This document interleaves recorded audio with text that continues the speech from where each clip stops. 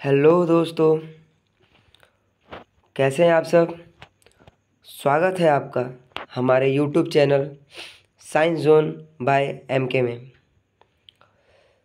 आज हम कुछ ऐसे इमेजिंग फैक्ट के बारे में अध्ययन करने वाले हैं।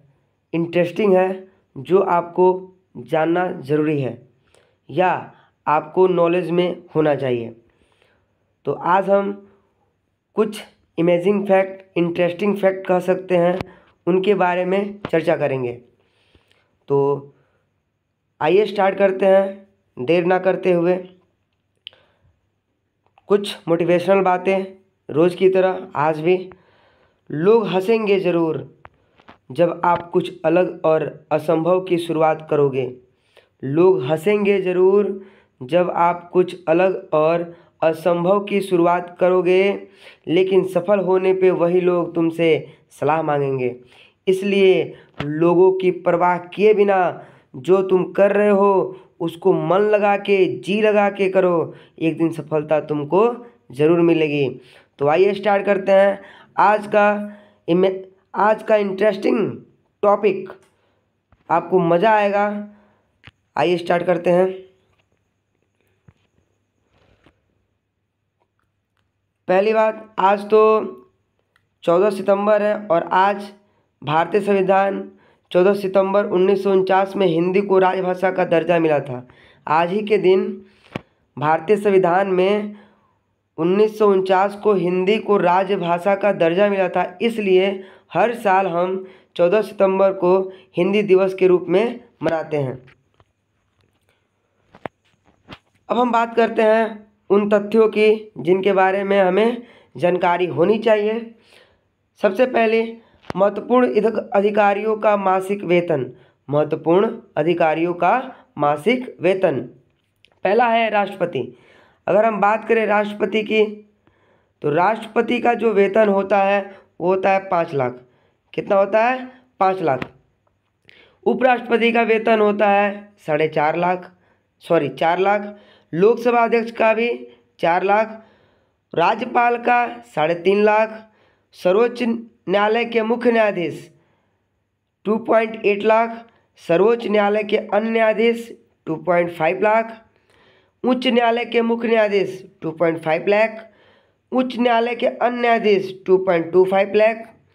नियंत्रक एवं महालेखा परीक्षक कैग 2.5 लाख। मुख्य चुनाव आयुक्त जो चुनाव को कंडक्ट करवाते हैं 2.5 लाख। और महान्यायवादी अटॉर्नी जनरल 2.5 लाख। तो ये थे कुछ महत्वपूर्ण अधिकारियों के मासिक वेतन, जो इनको एक महीने में इतनी सैलरी मिलती है। आगे हम बात करें तो दोस्तों, आप सभी के पास ये नोट या जितने भी नोट है 2000 के, 500 के, 200 के, 100 के, जो न्यू करेंसी है वो सभी के पास होते हैं। लेकिन क्या कभी किसी ने ये ध्यान दिया है कि इस नोट पे किस चीज़ का फिगर स्थापित किया गया है या इसके पीछे में किस चीज़ का प्रतीक है? कभी नहीं किया है ना। तो आइए आज हम इन्हीं सभी नोट के बारे में चर्चा करेंगे। जैसे 2000 का नोट, 2000 के नोट के पीछे मंगलयान मतलब मंगल मिशन का प्रतिरूप दर्शाया गया है। 2000 के नोट पे मंगलयान का फिगर दर्शाया गया है। उसी तरह अगर हम बात करें तो 500 के नोट पे दिल्ली का लाल किला है। 500 के नोट पे दिल्ली का लाल किला है। आगे हम बात करें 200 के नोट पे, तो 200 के नोट पे सांची का स्तूप है। सांची का स्तूप है जो बेतवा नदी के किनारे भोपाल में स्थित है। अगर हम लाल किला की बात करें तो लाल किला हमारा दिल्ली में है, न्यू दिल्ली में है, यूँ कहें पुरानी दिल्ली में है। दिल्ली में 2 स्टेशन है, एक न्यू दिल्ली, एक ओल्ड दिल्ली।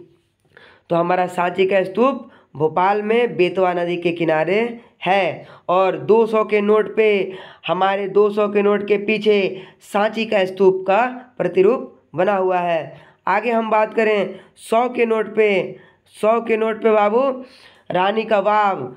क्या बाबू? रानी का वाव। लास्ट में हम इसके इमेजिंग ट्रिक के बारे में भी अध्ययन करेंगे कि इसको कैसे आसानी से हम याद रख सकते हैं। रानी का वाव कहाँ है? गुजरात के पाटन में, सरस्वती नदी के किनारे। गुजरात राज्य के पाटन में सरस्वती नदी के किनारे ये रानी का वाव है, जो हमारे 100 रुपये के नोट पे इंगित है। आगे हम बात करें तो 50 का नोट, 50 के नोट पे हम्पी का रथ है। किसका रथ है? हम्पी का रथ है। और ये हम्पी का रथ कर्नाटक राज्य में है। हम्पी का रथ कर्नाटक राज्य में है, जिसको विश्व धरोहर की सूची में भी शामिल किया गया है। आगे हम बात करें तो 20 रुपये के नोट, 20 रुपये के नोट पे एलोरा की गुफाएं हैं। किसकी गुफाएं हैं? एलोरा की गुफाएं हैं।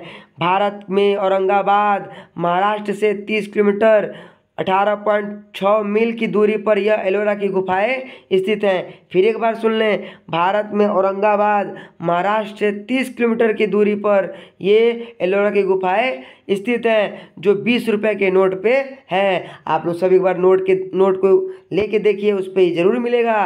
क्या आपने कभी सोचा था इसके बारे में? जिससे भी पूछो सब यही जानते हैं, गांधी जी का। अरे गांधी जी के साथ साथ कुछ जो भारत के विश्व धरोहर की सूची में आते हैं, उनके भी फिगर को इंगित किया गया है। आगे हम बात करें 10 रुपये के नोट पे, तो 10 रुपये के सूर्य का मंदिर है। सूर्य का मंदिर है। और ये सूर्य का कोणार्क मंदिर भारत के उड़ीसा के पुरी जिले में है। भारत के उड़ीसा के पुरी जिले में है। और इसी पुरी जिले में जगन्नाथ मंदिर है, जहाँ पे रथ यात्रा निकलती है। एक दिन हम इसके बारे में बात करेंगे। हमारे भारत देश में जितने भी मंदिर हैं, उनके शैली, उनके स्थापक के बारे में चर्चा करेंगे। इंतजार करें, वो भी दिन आने ही वाले हैं। आगे हम बात करें इन सब को हम कैसे याद करेंगे। तो इन सब को याद करने का एक सिंपल सा ट्रिक है, सिंपल सा कहे तो जुगाड़ है, गुरु जी का जुगाड़ है। पहली बात करें 2000, तो 2000 रुपये का नोट मिलेगा तो हम मंगल मिशन पे जाएंगे। अगर 500 रुपये का नोट मिलेगा तो हम दिल्ली का लाल किला देखने जाएंगे। अगर 100 रुपये का नोट मिला तो हम रानी का वाव देखने जाएंगे। 100 रुपये का नोट में रानी का वाव देखने जाएंगे। अगर हमें 200 का नोट मिला तो हम सांची का स्तूप देखने जाएंगे। और अगर हमें 50 रुपये का नोट मिला तो हम कर्नाटक में हम्पी का मंदिर देखने जाएंगे। अगर हमें 20 रुपये का नोट मिला तो हम महाराष्ट्र में जाएंगे और एलोरा की गुफा देख के आएंगे। अगर हमें 10 रुपये का नोट मिला तो हम सूर्य देवता को नमन करने जगन्नाथ यात्रा पे चलेंगे, उड़ीसा में पुरी में, जहाँ पे सूर्य का कोणार्क मंदिर है। तो दोस्तों याद हो गया ना? आइए हम बात करते हैं हम अगले टॉपिक के बारे में, जो भारत के प्रमुख मंदिरों के बारे में है। पहला हम बात करते हैं खजुराहो के मंदिर। खजुराहो के मंदिर के बारे में बात करें तो यह मंदिर हिंदू और जैन धर्म के लिए है। यह मंदिर हिंदू और जैन धर्म को समर्पित कह सकते हैं। यह जो मंदिर है नागर शैली में स्थापित है। किसमें स्थापित है? नागर शैली में। इसका निर्माण 10 से 11 ईस्वी में हुआ था और इसके जो निर्माता हैं चंदेल शासक थे। लाल पत्थर का प्रयोग करके इस मंदिर को बनाया गया है। इसका जो स्थान है मध्य प्रदेश में खजुराहो में है, जो यूनेस्को के विश्व धरोहर स्थल में शामिल है। आगे हम बात करें कांदरिया महादेव का मंदिर। कांदरिया महादेव का मंदिर यह भगवान शिव को समर्पित है। दोस्तों आपको ये बता दें कि जितने भी कॉम्पिटिटिव एग्जाम हैं, UPSC, BPSC, PCS, railway, NTPC, SSC, जितने भी है बैंकिंग, सब में इनसे क्वेश्चन पूछे जाते हैं। बहुत ही महत्वपूर्ण ये बन जाता है। जानते सब हैं लेकिन इनके बारे में अच्छी तरह से नॉलेज नहीं रखते हैं। आप लोग रखेंगे आज ये जान करके। कंदरिया महादेव का मंदिर जो है भगवान शिव के लिए समर्पित है। स्थापित जो है इसकी स्थापत्य शैली है वो नागर शैली है। निर्माता जो है इसके निर्माण जो हुए हैं वो 11 सदी में हुए हैं। इसके जो निर्माता हैं यशोधर्मन चंदेल है। स्थान खजुराहो मध्य प्रदेश में है और ये भी लाल पत्थर का उपयोग करके बनाया गया है। आगे हम बात करें मोढेरा का सूर्य मंदिर। मोढेरा का सूर्य मंदिर यह सूर्य देवता को समर्पित है और इसका निर्माण 1026 ईस्वी में हुआ था। निर्माता है भीमदेव प्रथम और स्थान है मढेरा, गुजरात। ये जो मंदिर है गुजरात में है। इनका भी निर्माण लाल पत्थरों का उपयोग करके बनाया गया है और इनकी जो शैली है मंदिर की वो बेसर शैली है। आगे हम बात करें तो भारत के प्रमुख स्मारक जैसे इंडिया गेट, अगर हम इंडिया गेट के बारे में बात करें तो इंडिया गेट का स्थापना 1921 में हुआ था। स्थान राजपथ मार्ग दिल्ली में है। इसके जो डिजाइनर थे, जो इसके डिजाइन तैयार किए थे, उनका नाम सर एडविन लुटियंस है, जो बहुत ही इम्पोर्टेंट है, हर एक एग्जाम में पूछता है। महत्व, युद्ध स्मारक प्रथम विश्व के दौरान शहीद भारतीय सैनिकों की याद में बनाया गया था। ये इंडिया गेट। अगर हम बात करें लाल किला की तो ये दिल्ली में है और 500 के नोट पे दोस्तों इसी का फिगर है, जिसका निर्माण 1638 से 48 ईस्वी तक में हुआ था। स्थान दिल्ली। ये कहाँ पे है? दिल्ली में है।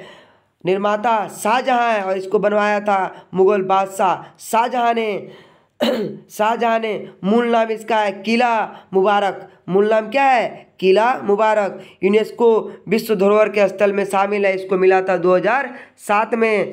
मुगल स्थापत्य कला की शैली है। चूने पत्थर से निर्मित। वास्तविक रंग इसका क्या है? सफ़ेद है और इसका निर्माण चूने पत्थर से हुआ है। अगर हम बात करें अगला ताजमहल, तो ताजमहल का स्थापना 1653 ईस्वी में हुआ है। इसका स्थान जो है आगरा उत्तर प्रदेश में है। निर्माता शाहजहां है। इसके निर्माण किसने कहा था? शाहजहां ने करवाया था। मुगल स्थापत्य कला शैली में निर्मित यह है ताजमहल। यूनेस्को के विश्व धरोहर स्थल में 1983 ईस्वी में शामिल किया गया था इसे, और विश्व के 7 अजूबों में से एक है। विश्व के 7 आश्चर्यों में से एक है। शाहजहां ने अपनी पत्नी मुमताज की याद में इसे बनवाया था। लव का प्रतीक है ये। आगे हम बात करें तो आगरा का किला का निर्माण 1573 ईस्वी में हुआ। इसका निर्माण अकबर ने करवाया था। मुगल स्थापत्य कला की शैली से निर्मित है। स्थान आगरा उत्तर प्रदेश। लाल बालू पत्थर से यह निर्मित है। यूनेस्को के विश्व धरोहर स्थल में ये भी शामिल है 1983 ईस्वी में। मूल नाम इसका बादलगढ़ का किला है। आगे हम बात करते हैं बुलंद दरवाज़ा, जो सबसे ऊंचा दरवाज़ा है। इसकी स्थापना 1602 ईस्वी में फतेहपुर सिकरी में हुई है। हिंदू फारसी स्थापत्य कला का मिश्रण है। लाल बलुआ पत्थर और संगमरमर से यह दरवाज़ा बना हुआ है। विश्व का सबसे ऊंचा प्रवेश द्वार भी इसको कहा जाता है। निर्माण जो है गुजरात विजय के उपलक्ष्य में अकबर द्वारा बनाया गया था। जब अकबर ने गुजरात पे विजय पाई थी तब उसी के उपलक्ष्य में इस दरवाज़ा का निर्माण करवाया था। सम अष्टकोष्ठीय दरवाज़ा 42 सीढ़ियों का है। चार मीनार, अगर हम चार मीनार की बात करें तो इसका निर्माण 1591 ईस्वी में हैदराबाद में हुआ था। निर्माता कुली कुतुब शाह। ये बहुत इंपॉर्टेंट क्वेश्चन है जो पूछता है, चार मीनार का निर्माण किसने किया था? तो कुली कुतुब शाह ने किया था। प्लेग उन्मूलन के लिए बनी मस्जिद इस्लामिक स्थापत्य कला की शैली में बनी है। ये ग्रेनाइट, चूना पत्थर और संगमरमर से निर्मित है। आगे हम बात करें गोल गुंबद कि कौन सा गुंबद? गोल गुंबद, जिसका निर्माण 1526 से 56 ईस्वी तक हुआ था। निर्माता मोहम्मद आदिल शाह थे। स्थान विजयपुर कर्नाटक, जिसको विजयनगर साम्राज्य के नाम से भी जानते हैं। मोहम्मद आदिल शाह और उसकी 2 पत्नियां को समर्पित है यह क्या? गुंबद। इसमें एक वेस्टस्प्रिंग गैलरी भी है। अगर हम बात करें हवा महल, तो हवा महल का निर्माण 1799 में जयपुर राजस्थान में हुआ था। निर्माता महाराजा सवाई प्रताप सिंह थे। इसके निर्माता कौन थे? महाराजा सवाई प्रताप सिंह। 1953 खिड़कियों के साथ, कितने खिड़कियों के साथ? 1953 खिड़कियों के साथ 5 मंजिला इमारत। इसका एयर कंडीशनिंग होना लाल एवं गुलाबी बलुआ पत्थर से निर्मित है। हिंदू स्थापत्य कला की शैली में निर्मित है।